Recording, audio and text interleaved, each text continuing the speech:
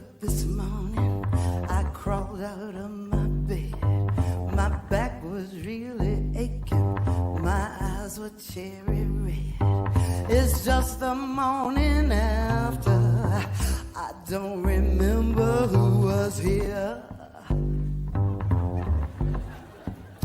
I'll eat a slice of that cold pizza and wash it down with warm beer. I got that not so fresh feeling from my head down to my toes. I think I had a good time. Heaven only knows it's just the morning after. Lord, it's funky up in here. Help me now, yeah. I'll eat a slice of cold pizza and wash it down with warm beer. Yeah, you got it now. Hey, you got it now. You got it now. How's it going, Joe? Just slice of cold pizza and washing it down with warm Rockstar. Attaboy. Welcome to the morning after with JP and Big Joe. No warm beer here, just water and Rockstar. We're good boys. Trying to stay off the sauce. It's easy. Ooh. It's not that easy, but it's definitely worth it. Not to get too personal, but how long have you been without the alcoholic beverages? I'm just about on. I'm coming up on 2 years. So I just passed. I don't know what the exact date is, but I could tell you that I just passed 666 days. I made a post when I did that. I made a post. I was like 666, dude. Yeah. Sobriety, do the devil. No, okay. But so I'm around like 670 days. Okay, that's huge, man. Look at us. I know it. What the hell? What's going on around here? What the hell? Man, we used to just woo. We had a good time, I was told. Yeah, I don't know. So there's some footage. Is there? I hope not. But anyway, yes, welcome to the morning after. Today is Bandcamp Friday. It's a Bandcamp Friday special. If you don't know what Bandcamp Friday is, Bandcamp is a platform for musicians that can put their music up there. They can sell it. And for one Friday out of the month, they waive their fees. So you can buy something off your favorite band. Your band will receive 100% of the profit. And that's a great deal. Bandcamp to me seems to be one of the only services that actually has the artist like first in mind. I don't know. It seems that way. Like, with Spotify, I don't give a shit about you. Reverb Nation, I haven't been there in years. But if you're thinking about buying some music, today is a great day to do it. We're going to have Vic Stone on the show from Vindicator and Volcana and some other groups as well. He is donating to... One second. There we go. He is donating 100% of his profits to a cancer survivor. Hashtag Noah Strong. We're going to talk to him about that a little later. Getting a comment saying my mic is muffled. What the hell's that? Oh, man. I thought that was my headphones. I was just sitting here nodding along, acting like I could hear it. Oh, okay. Well, now she says, nice, better. Yeah, you're good. You're good. Okay. All right. You're live, thank pal. You. Thank you to our viewers. Thank you to those who tell me during the show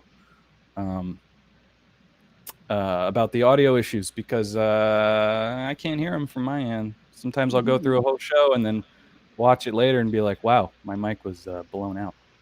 So, Joe, your webcam looks amazing. Look at that. Crystal clear. Like night and day. Beautiful. It is. I just got a new phone to get some better hotspot up here in beautiful Auburn, California, so I could stream some video games, hopefully with you on Tuesday. Love it. I can't wait for that. Sorry, I had to slide away for a second. It is about 8 billion degrees in my room, so I'm turning my fan on. Anyway, so I had a fun show last week. It was just you and me shooting the shit, and we talked about some fun times on stage, and we talked about a bass solo that you played where you totally fucked up, and and I actually got to. So you said that the bass solo was so bad, people were commenting on YouTube saying how bad it was.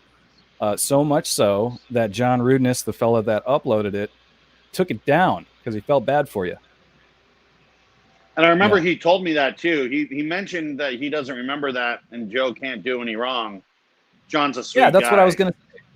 Yeah, but I he remember says I don't remember that.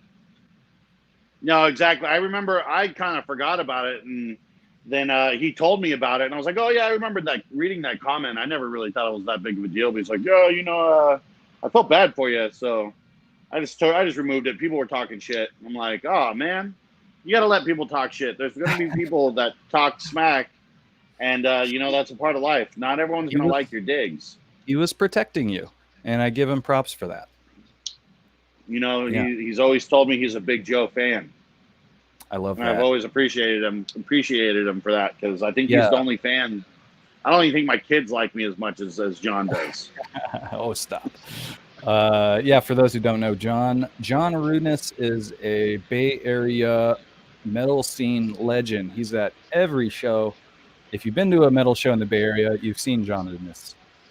He films all the shows. He takes pictures of all the shows. It's great for local bands, especially, sometimes you play a show, you want to see how you did the night before. So you go, hey, did John Rudeness upload it?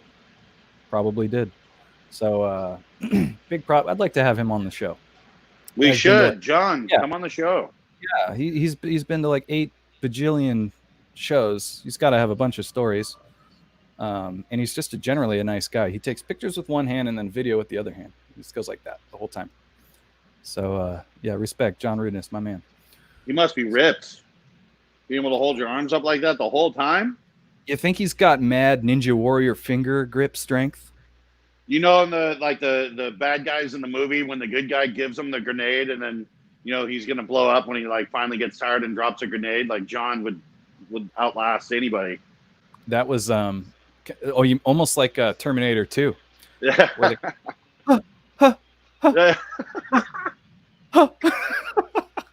and then he drops. John would be sitting there and he's like, whatever, dude. Yeah. You'll be back. Yeah, I fucking know. He's like, I'm here all day. I can do 2. Yeah, give me another one. Oh, shit. That man's a Ninja Warrior. Hell yeah. So, we talked about your bass fail, and then I talked about one of my guitar fails. Said I'd play it on the show next week. I still plan on it. I'm not thrilled about it. It's embarrassing. So, as I said last week, it wasn't my fault. It was the fucking guitar. Okay? The string came off the goddamn fretboard.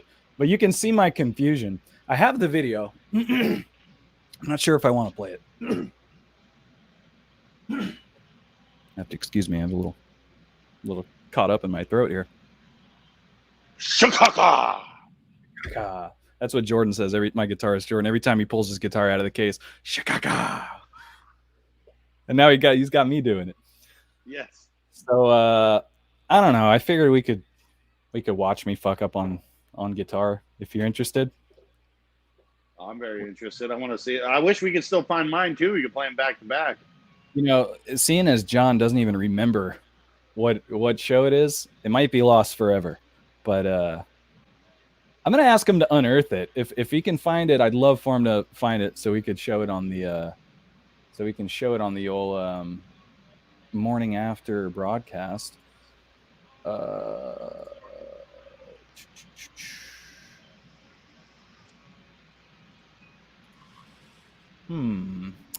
Let's see here. Trying to coordinate our guest here. Uh-oh. It's a live show.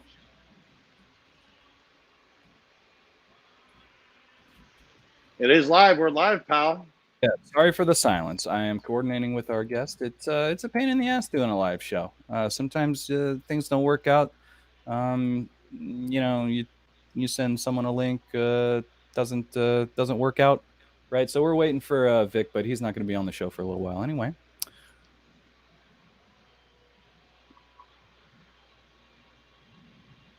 Okay, all right. So Joe, in 1 second, we're gonna watch my guitar fail after I.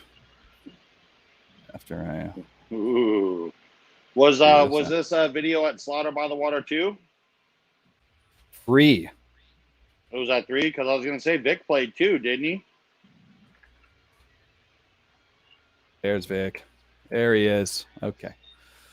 Anyway, yeah. So it was at Slaughter 2.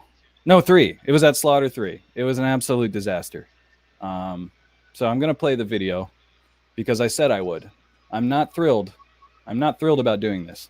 Okay, just so you know. This is I'm kind of excited for you. This is how you're gonna get your endorsements. Yeah, showing my bloopers. All right, hold on. Let's see if we can share this thing here. Window, tab, share audio. Okay, there it is. Okay, so now, first of all, thanks to Roseman127 for the video. I don't know if I should be thanking you. You filmed me fucking up. But anyway. Well, right now, I want you guys to give a Chuck big Billy. hand for the one who brought you Slaughter to the Water. He said it wrong there. Did you notice? He says, Slaughter I want to the water. Yeah, I want to thank, I want to introduce the guys who brought you Slaughter to the water. I'm surprised he even said that. I'm sure Nick asked him to say it. Give us. It was like Slaughter to the water. Where the taco truck. Yeah, and the best part is during these guitar fails that I'm about to play you, he's standing there just watching us play. So I'm not only am I fucking up, I'm fucking up in front of Chuck Billy. Give it up right here for Zombie Holocaust. Give it up for Zombie Holocaust. So around the 2 minutes 50 mark. So once again, I gotta say, my fucking string came off the fretboard. I don't know how this happened. It's never happened to me since, but my high E string came underneath my fretboard and got stuck under the. I sound like a fucking rambling idiot. Ramble All right. Listen to this. Look at you. Where's your beard? All right, here it comes.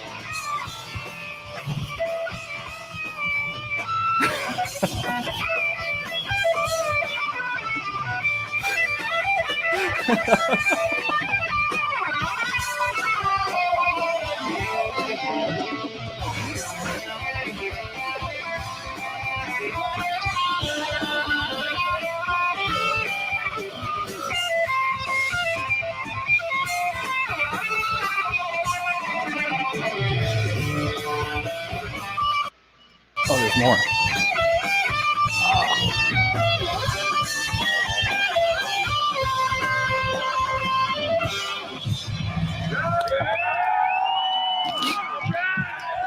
Look, I'm looking at my guitar like, what is going on? You can see me over there like, what the fuck am I doing? And while it's happening, I don't know why I'm playing so shitty. Because I can't see that the string is stuck off the fretboard because it was only stuck off the fretboard around the 3rd fret. It's such a weird thing. I don't know how to explain this because it's never happened to me before or since. But anyway, so how was that? That had to be worse than your fucking bass solo. At least you had the backing band. I mean, no one else in the band seemed to notice it. Everyone cheered afterwards. You know, Jordan came up and rocked next year. You know, we didn't stop and look. So, you know, maybe just the recording is the only one that caught it. Okay, I hope so. Yeah, maybe because the energy was so hot when it was live.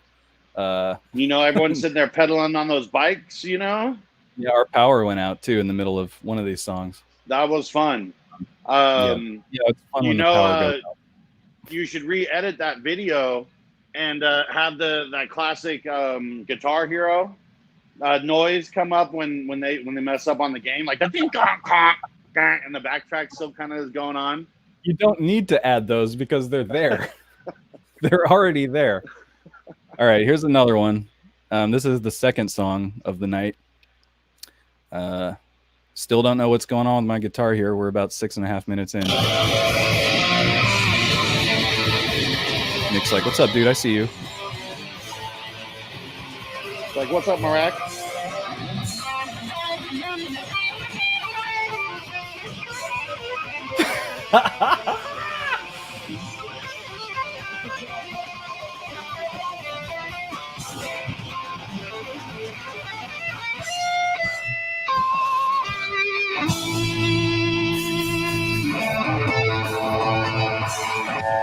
I'm telling you, the hair on my back is standing up. Thank you, Pedalers. You guys are giving us power. Now look, here's my favorite part. When you can see me realize what's going on in the background, and I'm so mad. Thank you very much. Watch me. I'm like, what's going on with my guitar? What is this shit? Oh, what the fuck is this? You see that attitude? I fixed it with my hand and then did this to my guitar. Like, fucking guitar? It's the guitar's fault. Did everybody see that? Fucking piece of shit. No, I mean, it was partly the guitar's fault. But I think if I was like a really, really super shredder, like Stevie Ray Vaughan, I would have just like played it off and just, soloed on the other strings. But I'm not that good. Well, I told you yeah. I've seen Al Di Meola throw a fit about that, about his guitar not working, and then like in the middle of the solo, he's like, "Screw it," and he switches guitars. Like. That's legendary. Yeah, Al is he seems like an irritable fella. He was definitely irritable, and then he was. He starts the beginning of the set acoustically. Hey, what's up? He's fake. He seems like he has this like mellow vibe, but he seems like a real dick. You can tell the dudes that are really trying to be calm, just because they don't want to fly off the handle too easily, because they do, and they're really just trying not to. And all you did was shake their hand, look them in the eye, and say hello. But what a hi. So, so that was a moment. It wasn't really that embarrassing while it was happening, because I was just trying to live through the moment. But when I found this video a couple days later on YouTube, I was like, oh, my fucking stomach dropped, dude. And thankfully, it's not a super big channel. It's only got like 1,000 views. But there is one comment. There is one. How long ago? It was uploaded in 2012. Jesus. August 28, 2012. It was probably like the next day. There's one comment. It says, "That dude sucks at guitar." I wrote that comment. That was me. So, all right. Enough of that shit. What do you say we bring on our special guest, the man Vic Stone. Vic Stone from Ohio, Vindicator, Volcana. He's got a whole lot of shit going on. Donating 100% of his profits to a cancer survivor's GoFundMe. He's going to talk all about that. So without further ado, let's bring on the man, Vic Stone. There he is. How you doing, brother? I'm all right. How about yourself? Doing good. What do you got there in that cup? Beer. Yeah. This What beer is that? from Ohio. Okay. Yeah. Yeah, say it. Say it. G Suffer. It's an Oktoberfest. That's all that matters. Okay. Getting I've ready for seen fall. your social media. You love you some beer, don't you? I do. I have to Yeah. combat the weight because I drink so much of it. I do a lot of cardio. Oh, is it starting to stick to you? It's been sticking to me for a while. Yeah, I didn't get the memo, Joe. Sorry. Also, Motorhead Day. JP, you got a Motorhead shirt on? Oh no, actually, I've got a MMM, the rap Nope. singer. Go shirt. change. Oh man, I love this shirt though. It was okay for the first little bit of the show, but Can I admit It's something to Motorhead you? time. I don't have a Motorhead shirt. that's all right. Make one. Just tape a piece of paper to your shirt that says Motorhead. It would look a lot like this. This is a very homemade type of shirt. All right. So, Vic, you just released a new EP, right, with Volcana? I did. My saying, is it Volcana or Volcana? Volcana. And then, people still say it their own way, and that's fine. Yeah, we've been in zombie holocaust and people still call us zombie apocalypse. So that's close. close enough. But Volcan, I listened to it. It's fucking awesome. I Thank love you. it. This is what your second full, or well, you've got a full length. Volcano's got a full length, but what you've got a couple EPs out now, right? Yeah. So we started with a single, Mhm. just to kind of test the waters. It was something fun to do, and I just kind of took off after that, and so we did a full length shortly after that. I think it was within a year, and a couple EP since. So trying to Yeah. stay a little bit busy with it. Yeah. How did Volcana start exactly? Because you've been busy with Vindicator for over 10 years. Yeah. And what brought it on? Well, I had a bunch of material that I couldn't use for Vindicator, and I liked it enough. I was really getting into the sword at the time, and I was like, these are cool riffs, but I can't use them for Vindicator, so I don't want to throw them away. The drummer I had met on tour with Seven Witches when we did the Vicious Rumors Seven Witches tour. He was drumming for Seven Witches.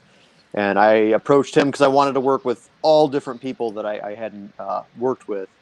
And he agreed to do it. And then I got a hold of Jeff Potts, and I was like, hey, I've known Jeff for a long time. So got this thing. It's probably going to be studio only. And they both love the idea, and we've run with it since. So it is studio only. Do you have, I mean, obviously no one has any live plans now, but eventually you guys thinking about doing some shows? It's never out of the question. That band, I sort of don't write stuff to be performed. When I'm writing for Vindicator, I have to keep in mind that I also have to play this stuff live, which it can be problematic, playing and singing. And if I'm only doing one or the other, it's a little easier, but doing both, it can be tricky. So you got to make sure the wordplay fits with riffs and rhythms, and I can actually perform the material. Whereas Volcana, it was just sort of, this is fun because I don't have any intentions of playing live, but I'll never say never. That band may do, maybe we'll get some festival appearances or something. That'd be nice. But, I think touring's pretty well out of the question, even post-COVID for us. Yeah. Okay. Seems, the EP sounds amazing. Where did you record it? Because right now during COVID times, it's not easy to go book studio time. It sounds amazing. Who produced it? Was it you? So we all track our own stuff in our own studios. Glenn tracks his own stuff. I track my own stuff. Jeff tracks his own stuff. We send it off to Fort Wayne to Sacred Realm Studios to have it mixed and mastered. That guy's worked with us since day one. It's one of those, if it's not broke, don't fix it. If I'm not making the art, Joe Gettler from Razor Maze is making the art. I have a team that I'm just, it's working right now. I'm going to keep that in play. So I appreciate it. I think everyone kind of strives to make their home studios sound as good as having to go to a studio. And even outside of COVID, I prefer to record on my own time. I get in studio and you get the pressure, you're paying for it by the hour. It can affect your performance. And I'm just like, this is stressful. I can just do it in my basement, punch in where I need to, Yeah. So you got an impatient producer yelling at you. Yeah, right. I know. I've unfortunately, I'm not cool enough to have ever worked with a producer besides myself, which it's kind of the same thing. I don't yell at myself, but I do get mad at myself. So there's that. I think all of us have been in the studio once or twice and gone, fuck! Once or twice is an understatement. Agreed. There's that thing. I don't know how it goes for you guys, but you'll get like so far into a song. There's the fuck up. You hit record again, and it's like you're shaving time off. You're fucking up sooner. You can't even get to the spot where you fucked up. It's a mental game. I'm not going to throw my guitar. I can't break the stuff. I can't afford to buy new ones, but I would love to just throw a full-on, Lars. I think it was Lars in a year and a half where he takes the sticks and he stabs them into the snare, and they got to take like 30 minutes to replace the snare head. Oh, Lars. Yeah. Oh, man. Yeah. So.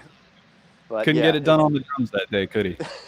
No, he could, but he enjoyed throwing that temper tantrum and making someone from the studio, change that snare head. When was this? Was this a post Black album? No, this was a year and a half in the life of, I think it was called. They do it's a documentary. They do the recording of the Black Album, the tour that follows.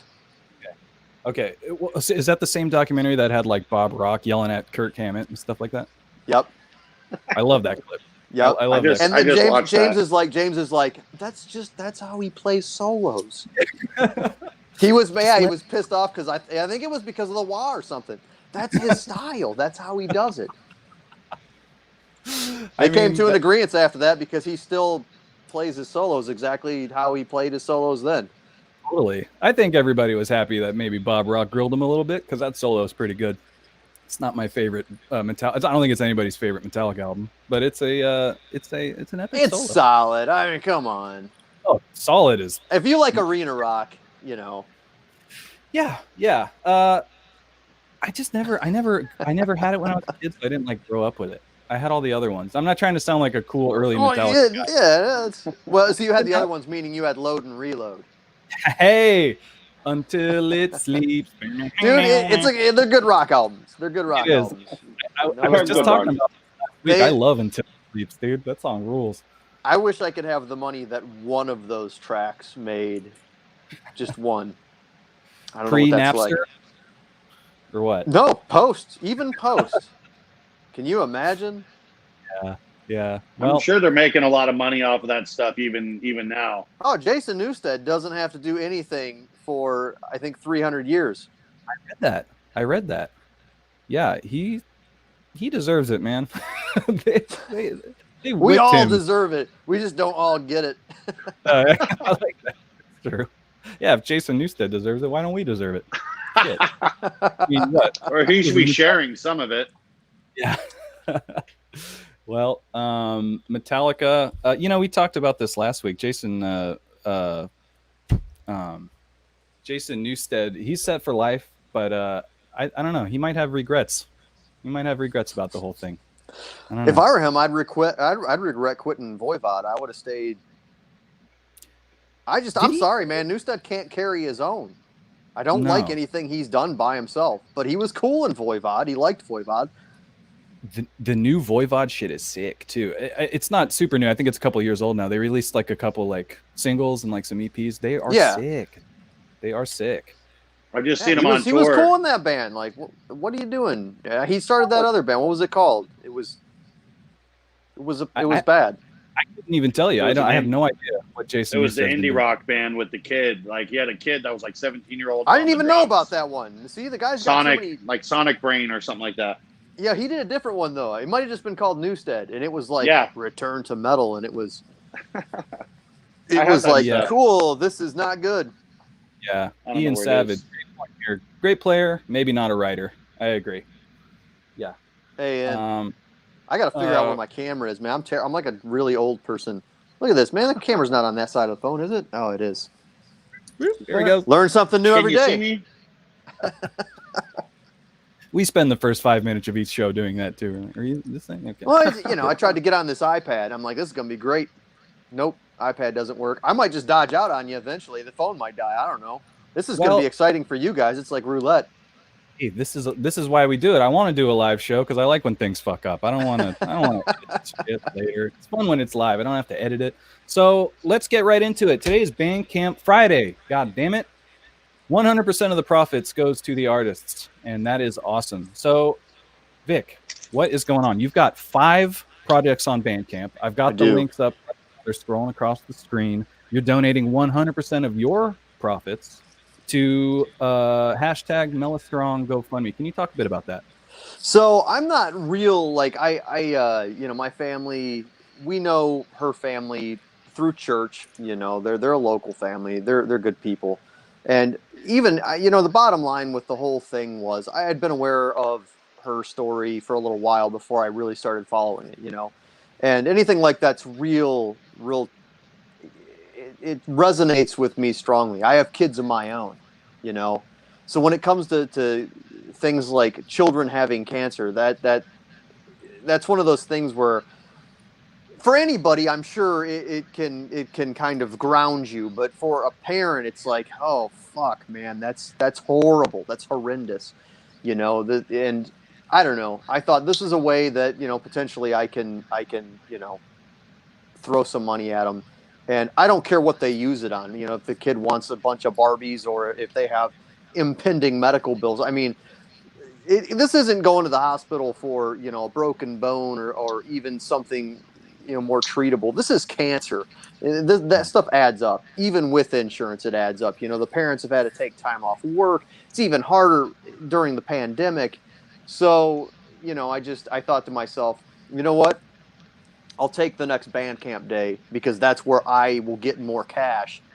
And what I make from digital sales, I'll make a donation on that account. So that seems to be, I don't know, it's feasible for me. It's something I have that I can do this. This is a thing I can do, So, you're still going to get some fees out on Bandcamp Friday. The Bandcamp drops their fees, but you still have PayPal and weird credit card fees, and you're still getting feed. Just you're not getting as much. You're not getting so much taken out of your, overall your overhead. So that feed is a new word that I just made up. Feed. You're getting feed. Not not food, but anyways. But I thought to myself, I want to do this. I want to do this thing. If I do anything, nice this year or thoughtful this year, I can do this, and I want to do this. Well, man, this is huge. You said it with COVID time. Hospital trips fucking suck. Yeah. I just been to the hospital a few times in the last few weeks. You can't go in with the person you're taking. You know what I mean? Right.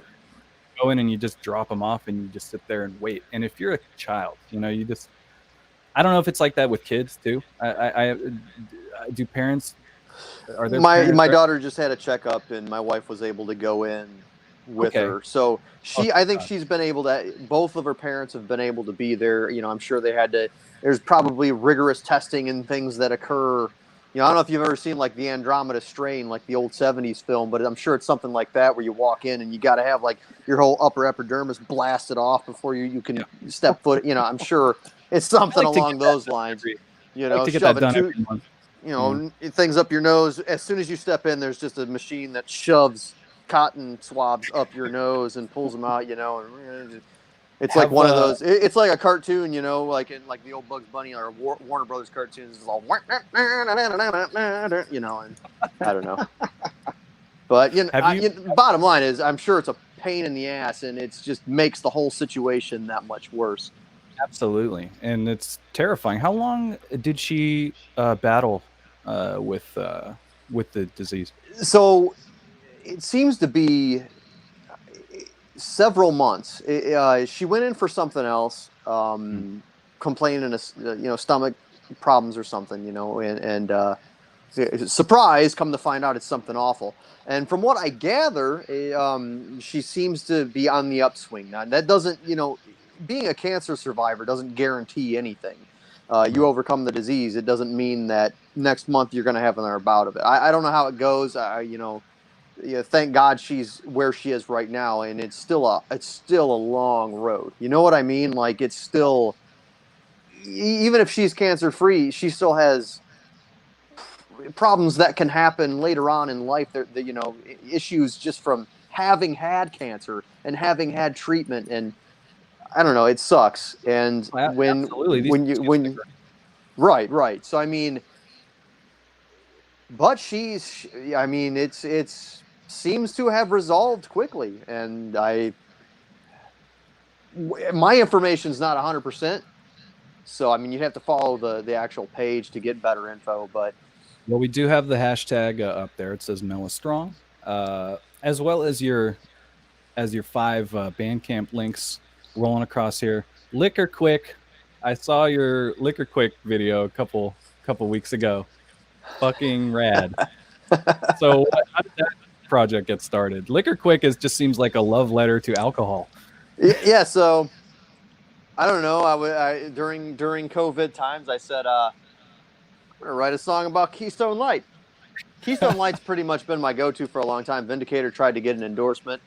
Unfortunately, they wanted us to contact the local distributor, whom never got back to us naturally. Oh, you really tried to get that going. Yeah, I really tried to get. My wife and I bought everyone in the band at the time, which was 5 of us at the time. We were 5-piece. A Keystone Light T-shirt, and we did promo photos with all drinking Keystone Lights, and yeah, nothing. They didn't give a shit. Just like they didn't give a shit about this, man. I put some time and effort into that fucking track, and not even a thank you from them fucks. So I don't know how I feel about Keystone Light anymore. I'll still drink it, but what the fuck, man? It's bullshit. Did they even click They didn't like even on say that one? thank you. Not even a thank you, man. I'm not asking for free shit. Just be like, that's cool. All right. Nah, Everybody that's watching, get that goddamn Liquor Quick video in the hands of the Keystone Light people that matter. Let's get these Yeah, they guys got fucking. Oh no, we got Keith Stone. Fuck that guy. I wrote a fucking song. I'm Vic Stone. I wrote a song about Keystone. That's my first music video I ever made, man. It's in his fucking name. All right. I made that shit on my phone. I put that video together on my small ass iPhone. It's like serious? an iPhone 7. It's like 4 inches long. Because I don't You know like the what? big ones. It looks like a legitimate music video. Right. That's crazy what phones can do. Right? But yeah, I was like, Wow. I'm a kid from the '80s. I grew up. My dad was in a hair band, so I like docking and rap and all that kind of shit. And I was like, I want to write like a rock song, and that's what happened. Was that I mixed that and mastered that myself. Everything from beginning to end.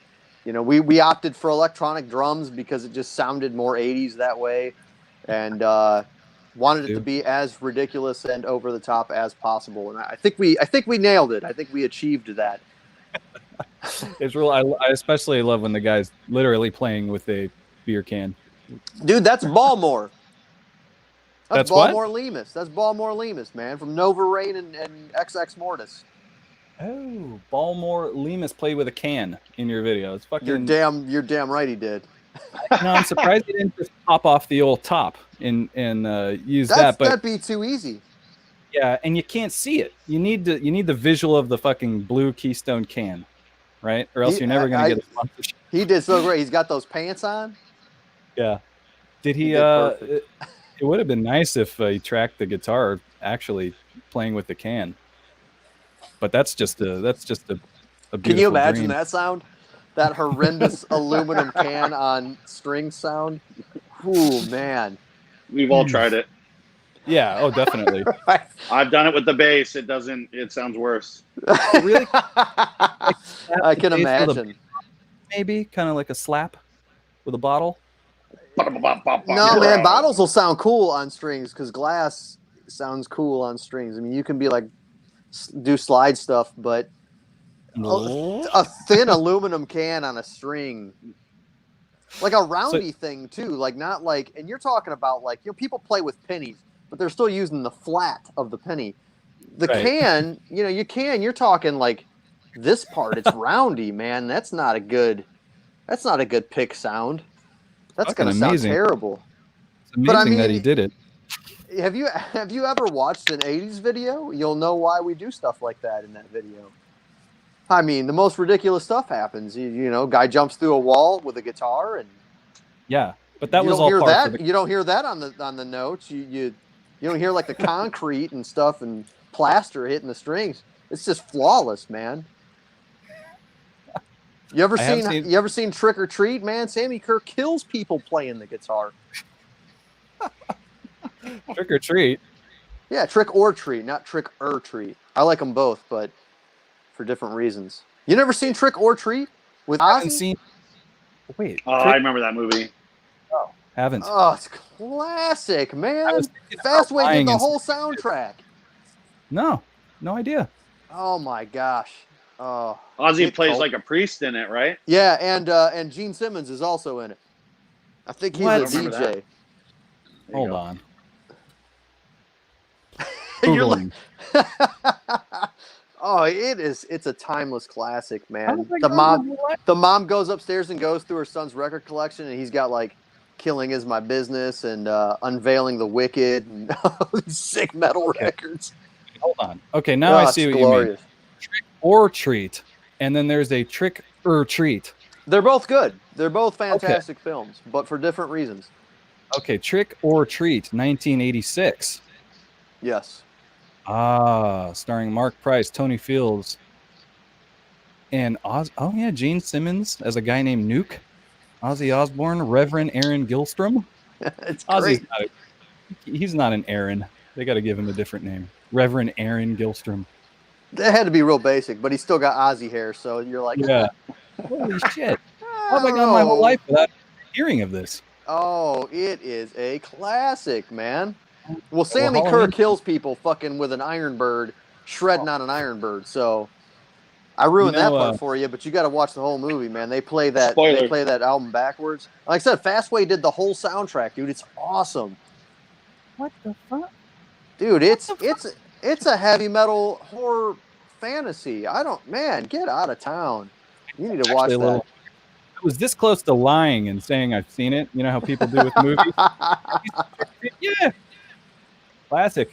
But I'm glad I didn't, because you were hitting me with some facts there that I wouldn't have been able to respond to. You could have just done I love that part.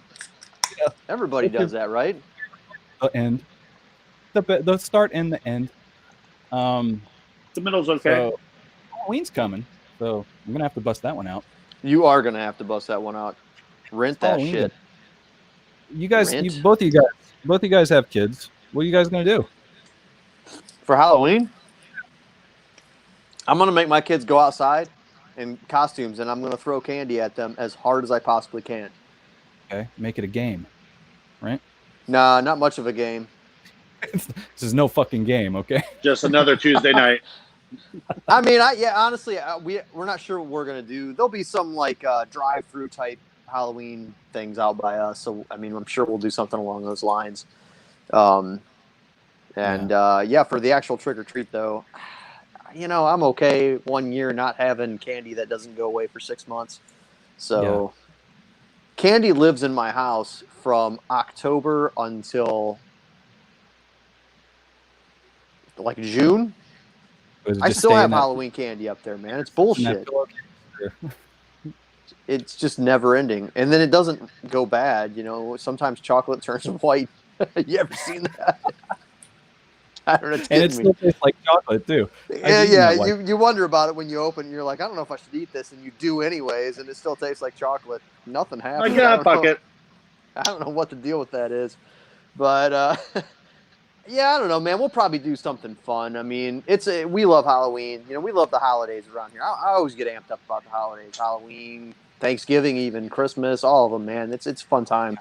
So, but Halloween and Christmas are like the two coolest holidays, So we deck the house out and all the decor, and I don't know, man. It's going to be different though this year because we have like so much stuff in the house because the house is also an office and a school. So, maybe I'll just do that while my kids enter virtual classrooms. I'm going to dress up as scary as I possibly can and be like, whoa, and try to scare everyone in her classroom.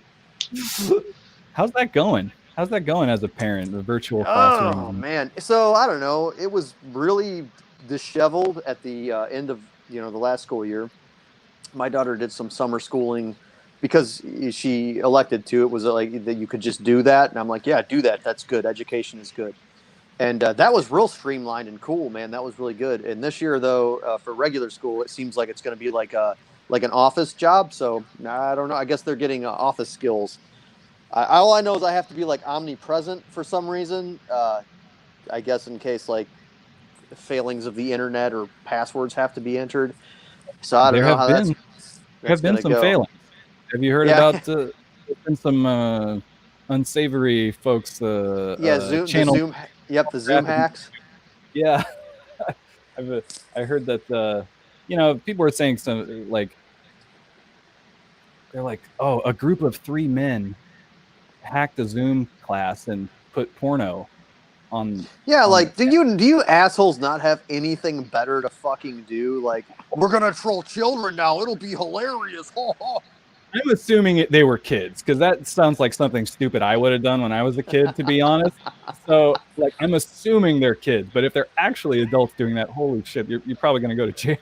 Yeah, I hope they do go to jail. I can't stand trolls on any level. It's like, get the fuck over yourself.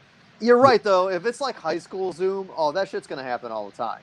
Yeah. Those kids, they live for fucking off. So I could see that. If Doesn't porno make- pops up on my kids, though, I'm going to Oh yeah. punch a fucked. wall because I can't do shit about it. So- And I think that's why they want you to be there. Just right. you can quickly close that fucking Yeah. laptop. Whoops. Yeah. Whoops. That was a whoopsie. That's what we call that. Oh, what do we got here? This just in from Dan Southa. Halloween is on Saturday this year and fall on daylight savings, so we get an extra hour. Oh, interesting. Yeah. It was this year. All the cool holidays fall on all the cool right days, and Of course. 2020 was like, fuck you. Oh. All the cool holidays, man. It sucks. Sucks bad. We'll also have a rare blue moon on Halloween. Spread the word. This is a rare Halloween. Interesting. Okay. That's cool.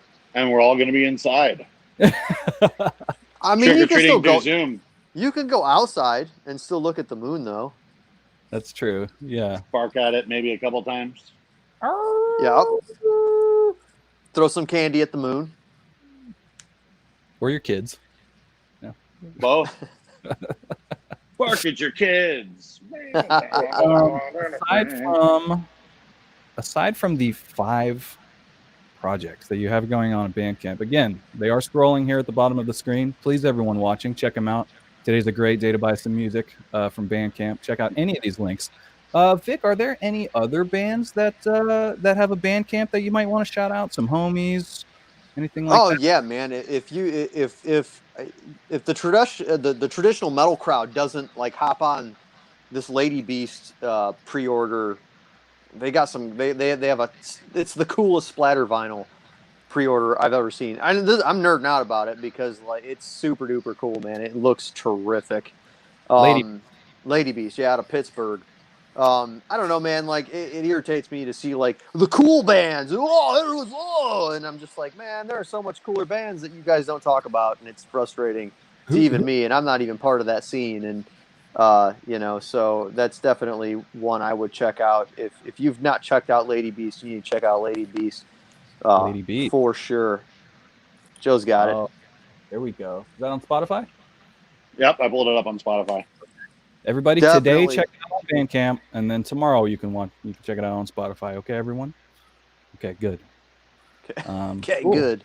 Yeah, cool. Lady Beast out of Pittsburgh. That's cool. You know, I know Pale Mare's got something going on. You know the Pale Mare boys, don't you? Yep, I know Aton. Yeah, we go it's way just back. I don't know the other guys. I don't know the other guys either. We all know Aton, but and then the other fellas, the other 2 guys, people. Yeah. I'm sure they're cool too. They're Canadian. There's not too They're many all Canadians that you don't like. I don't know. Everyone Totally. I've met, I like. Yeah, so I know Pale Mare. They got a little bundle going on. They're really cool. I wanted to plug them. Spencer has a new band, a new metal band. Spencer from Fatality. Spencer and Mason, formerly of Yes. Fatality, have a new Face band Plant. called Face Plant. Exactly, and they fucking rule. They put a video out today, and it was awesome. Have you seen it? I watched like 5 seconds of it before I had to come get ready for this, and just made me want an HM2 even more. It cranks, dude. It was good. I like their vocalist. It's like, Yeah. they were calling themselves like, they were saying it's like a death metal. I have a new death metal band, but their vocalist is like kind of hardcore. But I like it. Right. It's interesting. I like it. I like that. I like that tone. That's that HM2, that dimed HM2 tone. I love that. Yeah, Swedish, yeah. the Swede death tone. Yeah, how do you achieve that tone? Is it the amp? It's just an HM2 with all the knobs at 10. Haven't you ever watched the? I think it's either an Entombed or Dismembered tutorial on how to get the Swedish death metal sound, and it's literally just an HM2 dimed, probably through a clean channel. Wow, it's that. Yeah, easy. there's a two. Yeah, it is.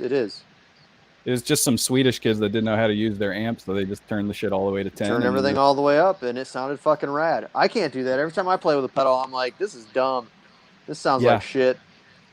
I don't own a single pedal. I don't. Dude, I didn't either for a long time, and now I love them.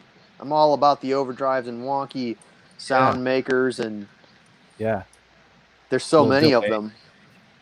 You know, I've wanted to get into it, but I'm not a guitar tech guy at all. I just picked up a guitar and I wanted to like play it. I didn't learn about anything. So You don't have to, dude. I don't. Yeah, no, you don't have to be a tech to understand pedals. You just get a pedal and you're like, all right, let's see what we're gonna do with this. Some of them make fun sounds. Some of them sound like distortion. That's basically it. I would like a tuner, one of those tuner pedals. Everybody needs a tuner. You should have Straight one of up. these. I don't, but I want one. And I would like some kind. I would like some kind of delay, just for my whittlies and whatnot. Oh yeah, yeah. That way, when I'm blowing it at Slaughter by the Water, at least there's some fucking reverb on it. Slaughter on the water. It's Slaughter. He wasn't wrong there, was he? I mean, technically, you guys were on the water. Water. What was it? Slaughter near the water? It was Slaughter adjacent to the water. Around said area. Slaughter by the water. Josh from Fog of War came up with that name. I remember that. Hey, you played Slaughter 2.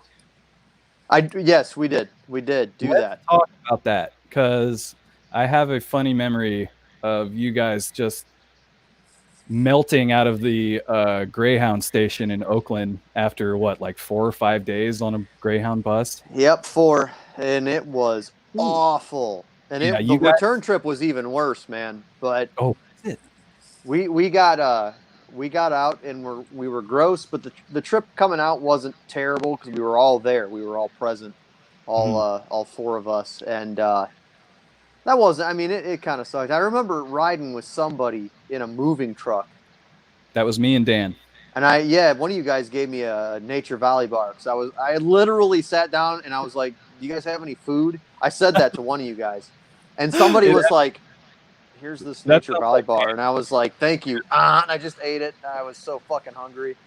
So, I gotta say, man, you guys looked terrible coming out of that fucking thing. I didn't know why. I thought, oh, hey, 4 days on the road, it's tough. And then 2 years later, I took a 2-day Greyhound trip, and it was the worst 2 days of my fucking life. It was horrible.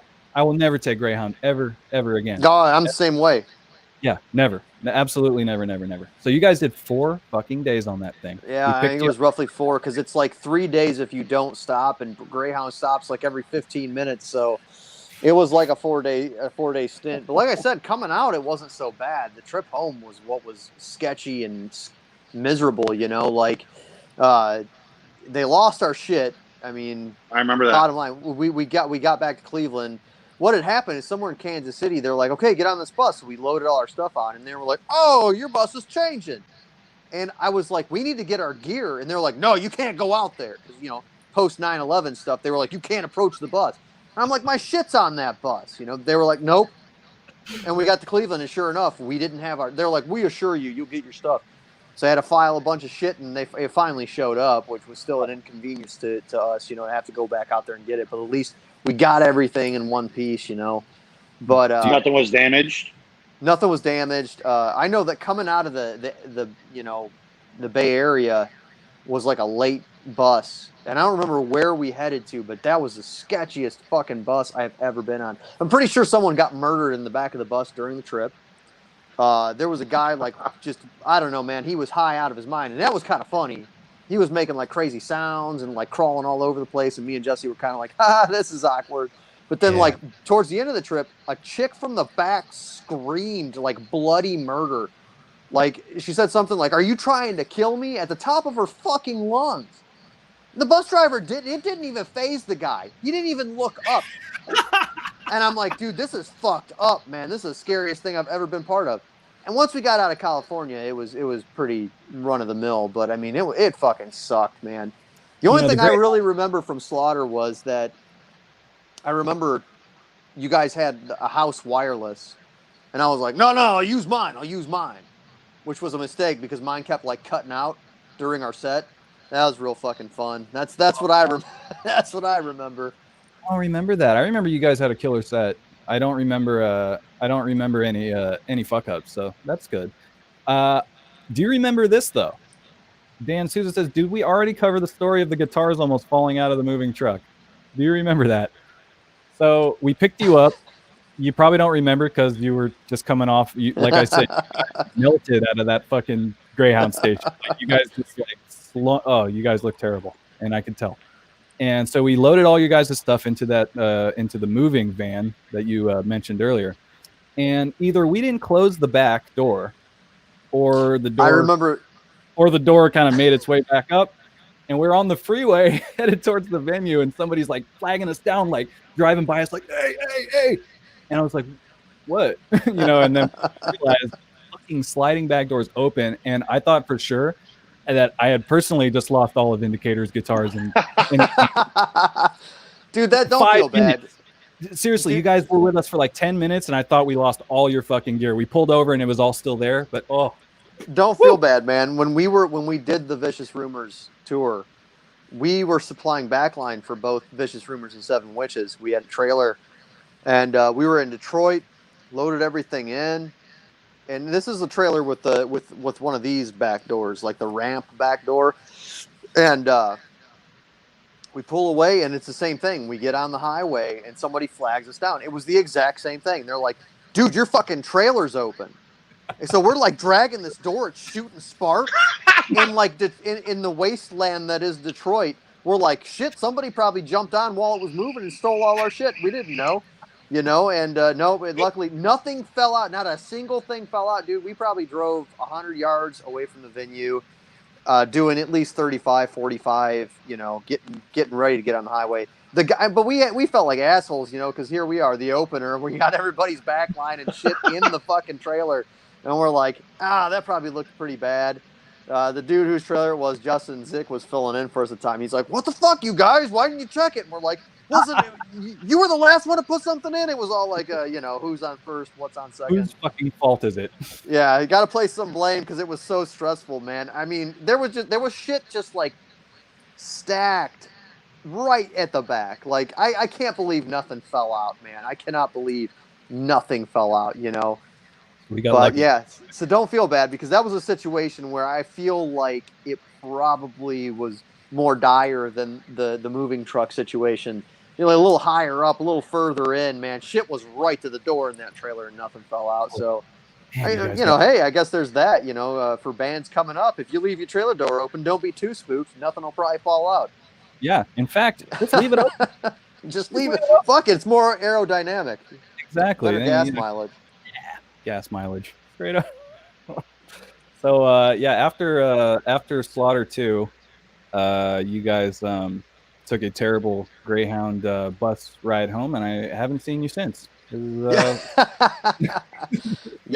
it's not because of the Greyhound bus ride, but yeah, I would love to Fuck blame it California. on fucking Greyhound's the reason that the West Coast hasn't seen us again. Blame them. Do you remember the show you played with us when I met you? It was I think it was like 2010 or 2011. We had some show in like Escondido or somewhere down there. And that's when I met. Vector was on that bill, right? Yes, it was Vector. Yeah, that was the one time I met those guys or played with them. But yeah, that was the night I met you, and I remember ZH played, and I came off the stage, and you gave me a hug. You didn't give me a handshake. You didn't say great. I'm a hugger, bro. I'm a hugger. You didn't say good set and give me a handshake. You didn't give me a high five. You gave me a hug, and I was like, wow. And like I'm like right there, friend for life. Because anybody, why give someone a hug? You know what I mean? Like it was like it felt so good. I was pretty new to the band. I hadn't been touring much either, and just meeting a band from out of town, like you guys were sick, and then I get off stage and I get a big fat hug. And it just fucking felt great. I was like, I'm down with this guy forever. Dude, we were part of that. I mean, that was a thing that all of us bands were part of. We got shit on, unless you were like, some of the bands didn't get shit on as bad as most of us did. But I mean, the old guard really didn't like the new thrash bands. We had to be out for each other, So it was we were all in this together, and that's the way that I always approached it. I don't know. I mean, we're all doing this for the love of the music, and I don't know. It was a tight thing, and that's not why I hugged you. Like I was, hey man, this is just you're a thrash band too. You get a hug, but But I don't know. Like I feel a special connection with all of us from that period. We were part of something special. And I mean, I'm sorry, but the lack of thanks we get from the old guard. I mean, and I'm talking like the old bands. You're welcome for your fucking paychecks, because if it weren't for the thrash movement of the like mid 2000s, those guys would have been forgotten by now. I'm sorry, and that's the fact. We reinvigorated the scene and barely got any thanks for it. I'm an asshole maybe for saying that, but I mean that's the way I feel about it, you know. Well, has anyone ever combated that point? Now, I'm not trying to be sassy here. Has anyone ever combated that with the point like, well, if it weren't for those bands, there would be no right. Cyclical. Right. I mean, honestly, I don't know. I feel like at the time it wasn't cool. You know, like the core stuff was real cool. And a lot of us were like, we want to do what we like. And we started doing what we liked. We got shit on for it. You know, a bunch of posers and blah, blah, blah, the usual nonsense. And, dude, though, I mean, those bands got really popular again. I mean, there was a minute where, when you think about it, they had all the big all the labels started slapping thrash on every release. I don't know if you guys remember that. Bands that weren't actually thrash were getting that label on the promotional stickers that would be on the front of CDs, because at the time it was real hot. We did that. It was like a grunge. We all did that. Seattle. Yeah, so it was like these core bands were getting like, oh, for fans of thrash, and it was like, no, man, this isn't a thrash record. But because it's the cool thing, and we weren't doing it because we were trying to make a fashion statement. We were doing it because that's what we like to do. Yeah. A little thanks, man. That's all I want. We'll get our thanks like 20 years down the road. You know, it is a that's fair what I'm hoping point. for. It's an absolutely fair point. I've never heard anybody from Metallica or any of the big four go like, "Oh, this new thrash band is sick." I've never heard them plug anybody younger. No, you got a good point there. I've of them do. I'm not going to say all of them are that way. You know, there's been several from prominent bigger thrash bands. You know, I feel like Gary Holt's pretty supportive of the new movement. Mike Spencer from Flotsam and Jetsam, you know, was very supportive of Vindicator. And you know, personally, so not all of them, you know, Mike Gonzalez, Dark Angel. I mean, dude, I got like 500 likes on the Vindicator page because he rocked the Vindicator tee when Dark Angel like reformed. Wow. That shit helped me out immensely, man. You know, because we toured with Viking and he was in Viking. Such a small gesture can really help out a. Absolutely. So it's not everybody, man. You know, you always want to make. I'm going to make this statement right here. Blanket statements are awful. They're terrible. The world needs to do away with them. Agreed. And that is a blanket statement in and of itself, but blanket statement. I'm blanket statementing. Blanket statements need to die, but so it's not everybody. But I mean, yeah, some of them have been kind of snooty about the new guard, and it's like, come on, man. I don't know. You know, to be honest, it's. All of it has taken a big dive now. The big bands, the small bands, you know what I mean? So really nobody's eating right now, you know, and it sucks. And a lot of people blame it on the older hats. Like, you know, I just kind of got thrown into a thrash band, so I'm not super like passionate about it maybe like you are. But I just feel like thrash is kind of like re-dead, you know? Re-dead. Yeah, I know. Deader. I think it's deader. But for that minute when it was hot, you're absolutely right. There was no love. The big four, they were doing their thing. You know, they had that big concert that probably earned $1 bajillion. Right. And, you know, I've never heard Metallica or, you know, promote a younger band. Not that they need to, like it's their job, but why not? You know what I mean? Like you got a huge bump from the dude wearing your shirt. Right. Imagine if fucking Megadeth or Metallica wore a Vindicator shirt or whatever. You know, the power they have is immense. You know, exactly. It is. Of it, they could help out a lot of people. And you gotta earn that. I get that. You know, I'm not saying that I'm worthy of even the few people who have supported me. You know what I mean? Sometimes you just have to accept that maybe the music sucks, or maybe you're not doing as good a job as you think you are. So I mean, I get it. I Yeah, understand. but I know how it feels to work hard for years and years on music and have nobody listen to it. You know what I mean? And I know what that feels like, and it's fucking annoying. And it's a crime. It's not a crime, but it hurts. You know, it fucking hurts. Yeah, And then it does. a sloppy effort by a bigger band get all sorts of attention because they have a name. You know, they earn that name, yes, but you know, now I don't want to sound like I'm owed. I feel like I'm owed anything, just like you said. Right. I don't feel like entitled to anything, but I do know what it feels like to work hard for years and years on music and kind of not get the recognition I feel I deserve. So, fucking Metallica, we're a vindicated. Come on, James with a Z. Right? Now this is good advice here from with Folklore. Promote outside of the U.S. Latin America, Mexico, huge consumers. Oh, absolutely. The U.S. is a big part of the problem. There's no doubt there. But even promoting, it's all a numbers game. If you got the cash to do it, you'll do something. If you don't, you're going to struggle like the rest of us. You know. Do you guys see a lot of international traffic on your stuff? So it's yes and no. I mean, you know, the European metal scene's fucking fantastic. Pretty much everywhere else in the world is fucking fantastic. The U.S. music scene's skewed. That's the problem. Yeah. You know, so I can't say that I see a lot of traffic in terms of like shipping goods because it's freakishly expensive to ship anything outside of the United States.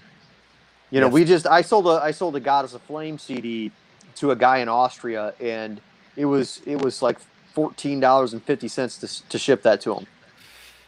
Oof. Damn. On top of what he paid, on top of what he paid for the CD, and then for us, he bought the CD. Bandcamp takes even more for physical pressings.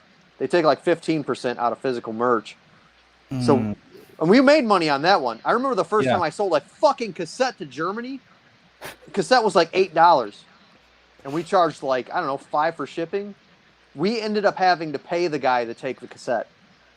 At the end of the day, it was like $15 to get that cassette overseas, and we were like, "What the fuck? That's more than we have to pay now to give this guy a cassette." It sucks, man. Yeah. Because that's a key thing. Being able to ship to your fans overseas, you'll get way more. It's just better for a U.S. based band, but unfortunately, we're getting stomped hard.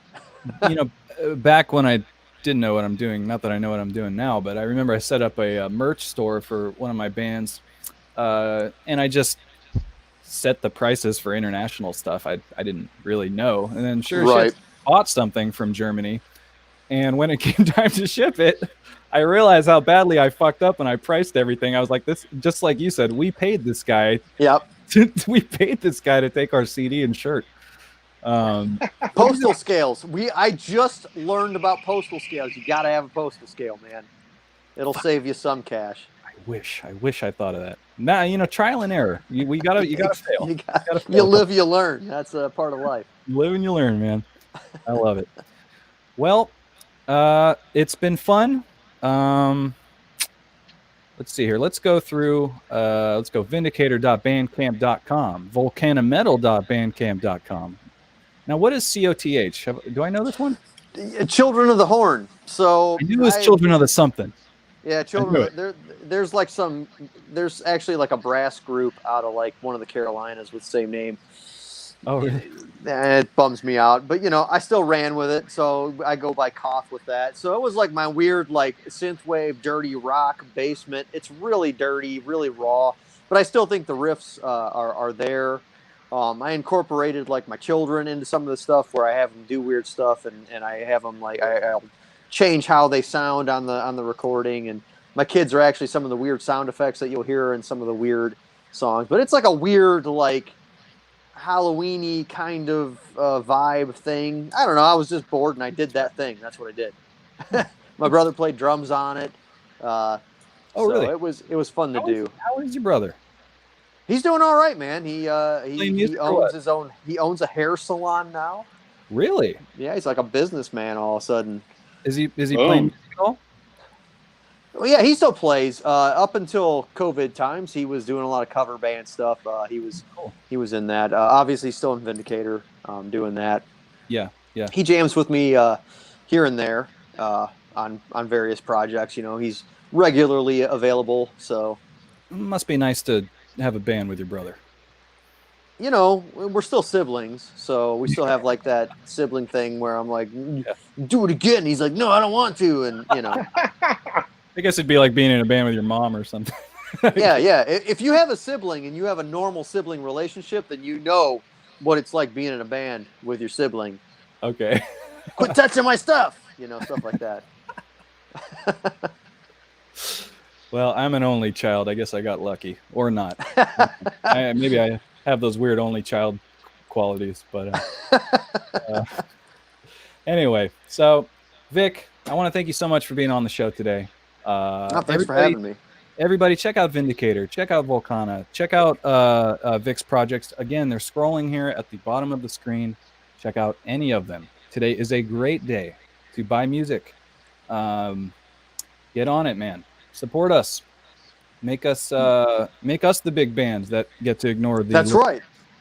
Yeah. We want to be the guys that like have to tour for the rest of our lives because our lifestyles are so rich. That'll be us, baby. I love it. All right. Okay, everybody, it's been fun. Everybody check out Bandcamp today. We'll be back next week, as always, every Friday, 10 a.m. Wherever you're watching us now. We're on YouTube, too. If you missed it, you can always check us out on YouTube. That's about it. Joe, got anything going on? You know, not today. Not Just today. happy to be here with you guys and to be a part of the fun stories. I love it. Do you have any? Did anything fun happen to you at Slaughter 2?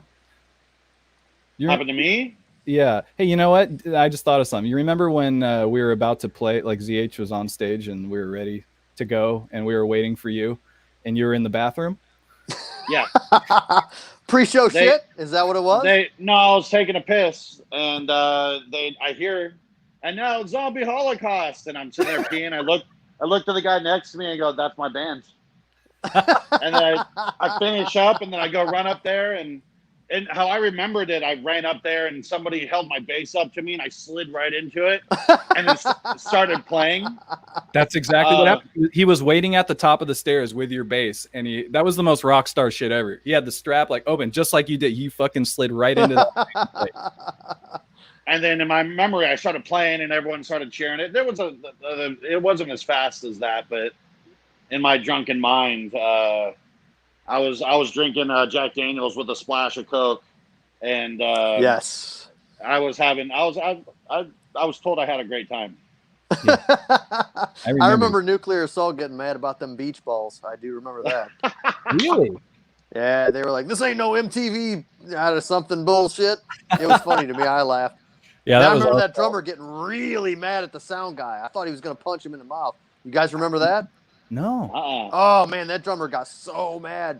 John Conley couldn't hear himself or something, and I guess the stage sound guy wasn't turning up his monitor, man. That drummer got off of his drums and was like, and I was like, whoa, he's going to get punched.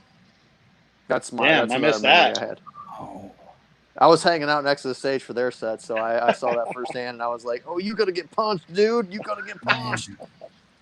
Yeah. Wow. I'm so bummed. I don't want to witness violence, but I'm so bummed that I missed that. Yeah, man, I saw the beach balls and the John Conley can't fault. hear himself thing. It was good. I think that's his name, right? That's the guy, right? The singer? Yeah, correct. For what band? Nuclear Assault. Nuclear Assault. I have no idea. What's his name? Is it John? Yeah, I believe that's correct. Yeah. Yeah, Joe would know. I mostly listen to Afro-Cuban jazz. It's metal's not really my thing. Right. But anyway, yeah, that was a great time. That was a good time. Thanks for traveling for 4 days to play 20 minutes or. Oh no! Cheers, man! It was a load of fun. It really made my day. I wore a Vindicator shirt that night, so never forget. I appreciate that. Yeah, man. All right, I've tried to end this thing like 4 times now. I'm sorry, it's me. No, it's me. let's end this damn You show. bastards. Thanks so much for coming on, man. I'd love to have you on again sometime in the future. It's been Please. great. Good luck with everything. Good luck with Vindicator and Volcana. And we'll see you soon. And Joe, I love you, buddy. Doing okay up there? That's my Doing man. good. There he goes. All right. Well, for Big Joe and for Vic Stone, I'm JP. It's the morning after. We'll see you guys later. Thanks. Take care. Woo.